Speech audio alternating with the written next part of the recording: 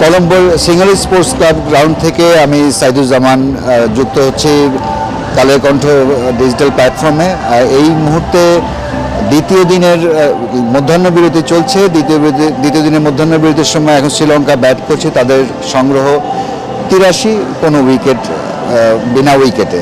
দেখে মনে হতে পারে যদি আজকে দ্বিতীয় দিনের খেলা, বাট শ্রীলঙ্কার ব্যাটিং দেখে এবং উইকেটের কন্ডিশন দেখে মনে হচ্ছে যে টেস্ট গতকাল না, আজ শুরু হয়েছে ফ্রেশ উইকেটে অ্যাকচুয়ালি বোলারদের জন্য কোনো হেল্প নেই এবং সেটা পুরোটা ক্যাপিটালাইজ করেছে শ্রীলঙ্কা। দুই ওপেনার বাতম নিশাঙ্কা এবং উদারা তারা দুর্দান্ত ব্যাটিং করেছেন।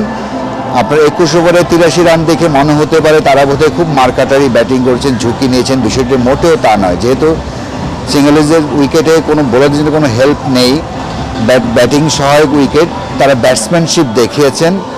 তাদের রক্ষণকে তারা অটুট রেখে আক্রমণে গেছেন। সেই আক্রমণ কিন্তু বল বাতাসে উড়িয়ে নয়, উপর দিয়ে মারেননি, তারা নিচে খেলেছেন, বাউন্ডারি হয়েছে এবং বাংলাদেশকে আমি বলবো যে প্রথম 80 মিনিটের মধ্যে ব্যাটিং করেছে তারা এই সেশনে। যেহেতু বাংলাদেশের গতকালকের 220 রান নিয়ে খেলতে নেমে 247 রান অল আউট হয়েছে, কিছুটা সময় বাংলাদেশ ব্যাটিং করেছে। সে তারপর থেকে শ্রীলঙ্কা যে ব্যাটিংটা করেছে, এই ব্যাটিংটা আইডিয়ালি গতকালকে হতে পারতো যখন বাংলাদেশ টস জিতে ব্যাটিং করেছিল। সো ক্রিকেট ব্যাটিং সহায়ক উইকেটে শুধু দ্রুত রান করার চিন্তা করলেই হয় না, কিভাবে রান করতে হয় সেটা আজকে শ্রীলঙ্কার দুজন ওপেনার দেখিয়েছেন। Hats off to them.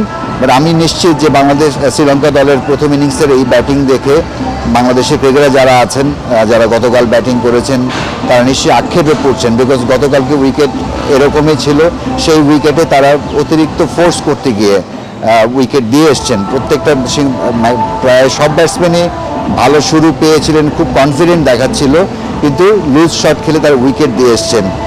এই ব্যাটসম্যানরাই কিন্তু বল নিচে খেলেছেন। নিচে খেলা মানে বাউন্ডারির জন্য তারা গেছেন, বাট গ্রাউন্ডের শট খেলেছেন, ক্যাচ অপরচুনিটি কম দিয়েছেন। কিন্তু কেন তারা কলম্বোতে এই তাড়াহুড়ো করতে গেলেন, নিশ্চয়ই এটা ব্যাখ্যা গতকালকে আমরা সঠিকভাবে পাইনি।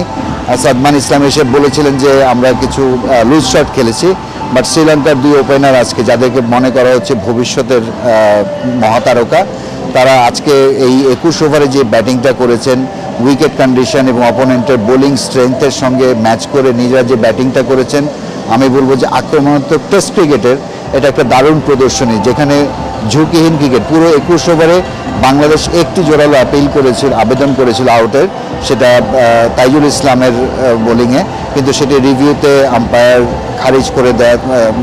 রিভিউ নিয়েছিল বাংলাদেশ, একটাই সুযোগ এসেছিল পুরো 21 ওভারে, সেটাও রিভিউতে নাকচ হয়ে যায়। এতেই বোঝা যায় যে শ্রীলঙ্কা কতটা দাপটের সঙ্গে কলম্বোর সিঙ্গেলি স্পোর্টস ক্লাব গ্রাউন্ডে রাজত্ব করছে।